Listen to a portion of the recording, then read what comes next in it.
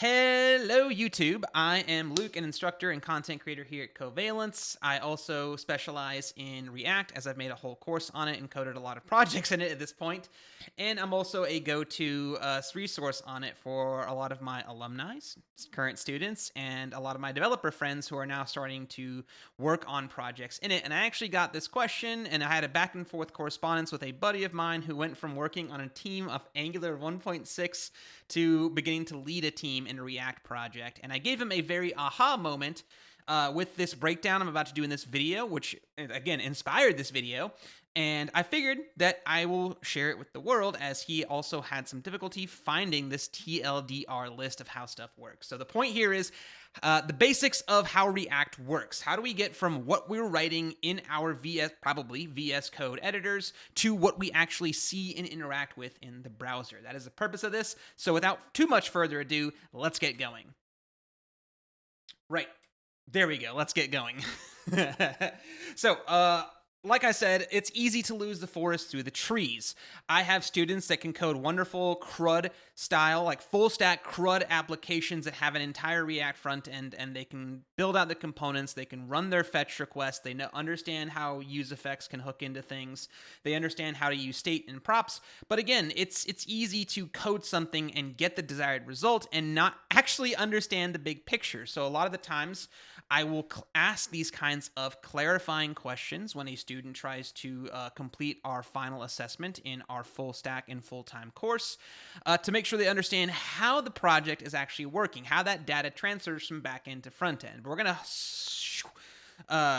shrink the scope of that kind of question to just, well, how is the JSX inside of a function I'm writing end up in the browser, right? So that's what we're going to be focusing on here, and this is the gist of the question at hand. So first, a user will navigate to the URL associated with our React applications. It could be localhost 3000, 3001, 8080, whatever, or just my sick React website or app.io, right?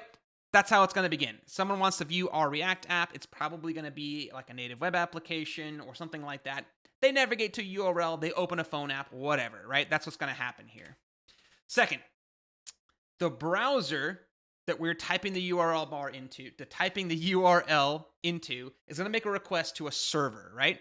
And it's going to request a set of files from the server that the browser knows how to handle. That's going to consist of JavaScript files, typically more than one if you talk about code splitting, an HTML file. I mean, this has to be built into the DOM and even visualized somehow in front of our users in the browser, and maybe some CSS files. Maybe it's all written in the head of the HTML and a single style link like it's injected. Maybe it is like something more modular. Maybe you do have some old school CSS files you build upon. Doesn't matter, right? It depends on the build tool and how your project goes. But that's generally the idea, and we call these static files.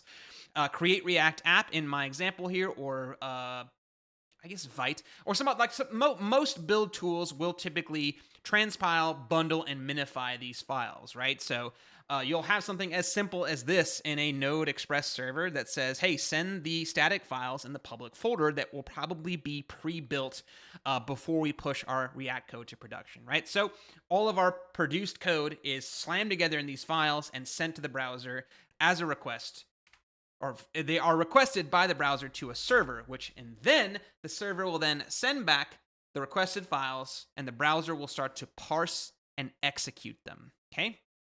So the browser's like, all right, I got all these juicy files. What do I got going on here? What do I have in my hands? HTML, that'll be visualized here. Ooh, a style sheet, I'll build the CSS and style and reflow and paint the browser after. Oh, some JavaScript code. I'm going to parse through that, do my hoisting process, my first pass and my second pass to actually execute it. Let's go. And that's what happens, right? So the browser will parse the HTML file, and it's going to create that initial DOM. But if we know from Create React App and other similar build tools like that, or even your own bootstrap React project you made yourself, that initial HTML file is usually quite simple, which will contain that single root div element where the React app will be mounted, right? It'll be as simple as that, trying to point in my OBS window there. That root div over there is typically as simple as it needs to be. Now note that the previous slide and this slide and maybe the next one or two, things kind of do change when SSR or server-side render components are involved.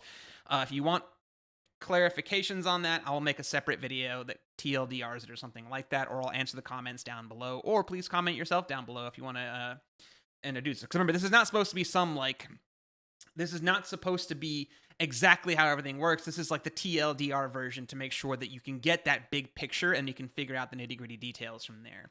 And pretend that this DOM tree over here is actually HTML elements and not some stock image I found on the slide creating website I use. So yeah, this will be your DOM tree, except this would be like an H1 or maybe text content or a text node. This would be the H1. That would be the body or something. I don't know. Like, just pretend these are HTML elements because this is what a DOM tree would look like. So yeah, that's what happens when the browser gets those files. It parses the initial DOM, which is usually very, very, very simple.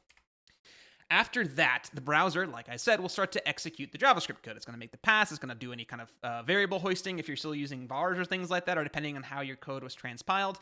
It's going to execute all of that code. That code is where all of our juicy React components and their logic are defined. At that stage, that's where the library React will also get initialized. A lot of my students forget that they get to write fancy-looking functions that return pseudo-looking HTML, aka JSX, which is a syntactic sugar, right? This is another layer of abstraction that we get to write clean-looking code that gets transpiled to ugly-looking code like over there. Because remember, ultimately, it still has to create and manipulate DOM elements. So even though we get to write div h1 text inside of it, that will still have to create element div, create element h1, append child h1 to that div, etc. So ultimately, remember, your code will still run something akin to this via the React library. React.createElement h1 would be the type or the tag name of what it's creating for this component. Null would be any kind of props being passed in. So at the moment we pass in no props, aka that null argument. And then we have a text content child or children in React terms of wawawiwa, that's a dated reference, right there as the text. So like that's an example of what still has to happen. And even that is still going to run a document create element at some point. After that, the code will typically call the React DOM tree and its render method in our main JavaScript code, right? So that's going to supply that root DOM element, that thing right there, with our entire application, or the most high-level version of our application and whatever we have happened around it. Maybe you wrap a Redux store around your app, or maybe this is where you include your browser router if you're using React Router DOM as a library and things like that, which the stock images only had v5, not that I can complain about that, but if you're curious about v6 and the new data API, it is in my course. So yeah, like I said, it will call React DOM's render method, and I gave a little code snippet right there of what it might look like in older versions of React versus newer versions of React, just so individuals here don't get confused going, hey, but the last sandbox I made had that code at the bottom, not the code at the top. Where'd you get those? It depends on what version. Older versions will be React DOM render, the app component itself, and then the targeted root ID by document get element ID. Version 17 and higher will be the newer React DOM / client import you'll see in Create React App and other applications as well, where you do a React DOM create root, which will take that root element and then you render your app into it. So depending on which one you see, depends on how old school your project might be. And again, I know at enterprise level, you might see that top one because you're working with old school code. If you're making your new first project today, tomorrow, now, then, that bottom one is what you're going to be seeing. From there, the virtual DOM is then built. And this is something that tends to get lost upon my students early on, or when I throw this term out to people that have just started in React, they're like, I've heard of that, but what do you mean by that, right? So when render, that method, regardless of whether it's the old or new school, the old busted or the new hotness versions, is called React creates the virtual DOM tree. It corresponds to all the JSX elements from our components, and it starts with the top level component and works its way down. That's the work its way down sound effect, evidently. So yeah, this is the virtual DOM, another beautiful stock image I found on this website. This is I wish I had like a VR goggles I could put on right quick just to make it look like it's super virtual, because that's what virtual reality is. Yeah, so it makes the virtual DOM. So nothing's actually been displayed as of yet, but remember, all this happens like in the blink of an eye, so it's incredibly fast at what it does. But yeah, the virtual DOM. And speaking of virtual DOM, what do you mean by that, Luke? Well, React's virtual DOM, the ultra simplified version. On our left-hand panel code, we have some sample JSX. Import the React library, which you don't have to do a lot of the times in modern build tools because it'll auto import it if you have JSX, but it used to be that you had to import the library in the scope of the file to even write any JSX. But in my case, I will create a new function called app in JavaScript code. I will then call React useState, initialize it with an empty string, with a state variable called text and a setter function called setText, return a div element with an input element, value tied to the text state, and an onChange that updates that text state via the setText function, and then a lovely header1 element that will say you have typed text, and closing out the component and calling it a day. Very, very simple component, a controlled React input, very simple stuff taught in the first couple videos of my React course, or our full stack course, if that's what you chose to take a look at. Then that will be built into this virtual DOM over here. Now, this is extraordinarily simplified. The actual React fibers, or the objects that compose each React component, will be much more complicated than this, but this is a very simple type of what we're looking at here. This is actually like I think these days React will actually build a tree linked list kind of thing going on here, where you actually have nodes and branches going out that builds your virtual DOM. But it looks like this. I tell my students, at its simplest, think about it as a giant mess of nested objects, because that's all it is. So type div would be like that outer object would be type div. It has some children of a type input who have some props, or as attributes, value, text, onChange. And then you have a type h1 element down there with children of type and some text. So those components get translated to this virtual DOM over here. Again, extraordinarily simplified, and I kind of made up some of these property names because I want to just show you a simple version, and I have very limited screen space to work on. But the takeaway is virtual DOM, big tree-like list, aka giant mess of objects and nested objects and nested objects. That's what we're looking at here. So after the virtual DOM tree is built, the giant mess of objects, React will compare it with the actual DOM. On the initial render, the actual DOM tree it's empty, apart from that singular root div we got going on there. So React will determine it needs to create a new DOM element for every component in the virtual DOM tree. So it's like, let's go look at the physical DOM. Ooh, there's nothing there. So you know what we got to do? We got to create all this stuff for our initial render. So when I talk about these objects in the virtual DOM tree, in the newest version of the React algorithm, they are called fibers.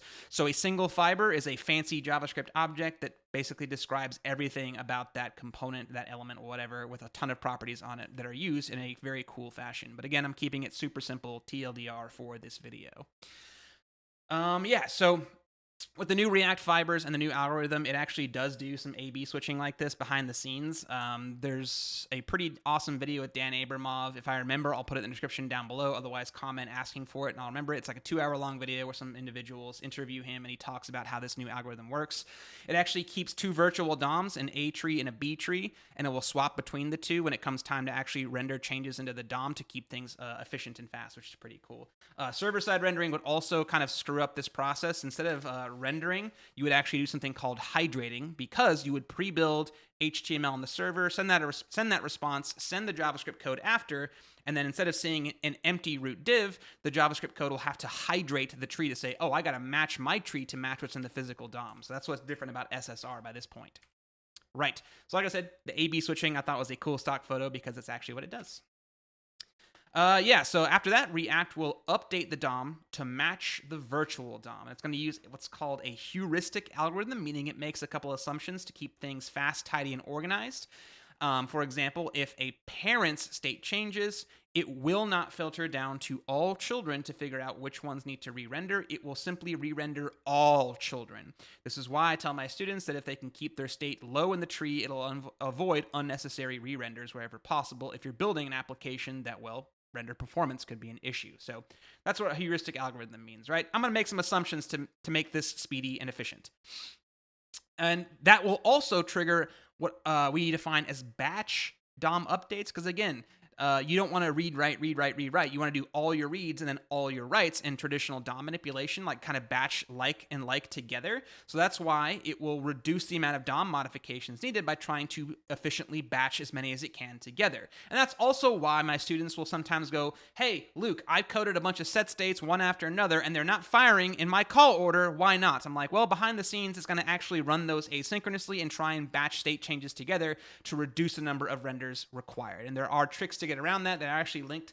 There's some random videos on our YouTube channel here about asynchronous set stating and using Redux and dispatch and things like that to achieve that. So yeah, that's why when things update, that's why things don't always fire in the call order you'd expect. And then finally, the page is fully rendered and the user can begin interacting with the app after the DOM is finally updated. And I think Twitter uses like a native web React application. I can't remember exactly what build tool they use. All I know is I checked it before I made this slide video on my laptop and on my desktop, and the React developer tools had access to the site. So I was like, all right, well, they're using some kind of React build tool, probably something they had built internally.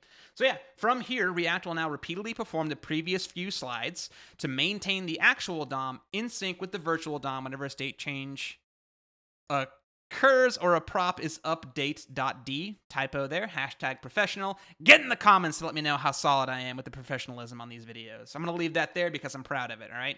So it's supposed to be just updated with no period. The period doesn't mean anything right there. Yeah, so that's what happens. Like it will, you'll make a state change. The state change will build a new virtual DOM. It will then compare the physical DOM to the virtual DOM and flush the changes into the physical DOM with as few modifications as necessary.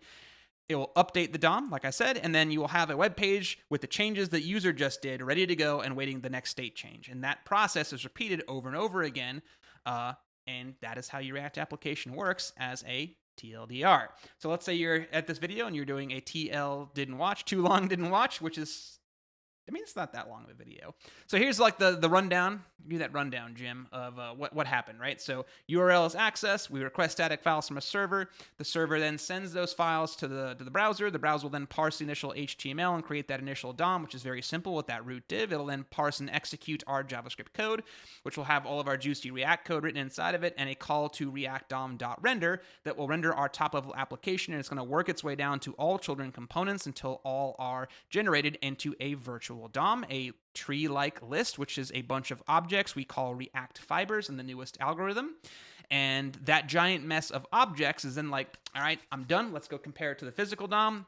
On server-side rendering, this process is called hydrating. On non-SSR, you have rendering, right? So it'll compare the two DOMs. It will then batch as many updates as it can at once to modify the physical DOM, and you have a fully rendered page a user is then ready to interact with and view. So that's the too long didn't watch version of everything you just saw. So as always, I love when y'all leave constructive and positive comments down below. This is not meant to be a comprehensive, like I said, somewhere in the middle, comprehensive every single detail, specifically how it works. This is just a big picture overview where I, again, omitted some things just to try and keep the video short, the explanation more clear, and to give y'all, again, that, I've said it a lot, big picture of how this whole, the bird's eye view, there we can change, bird's eye view of how this all works.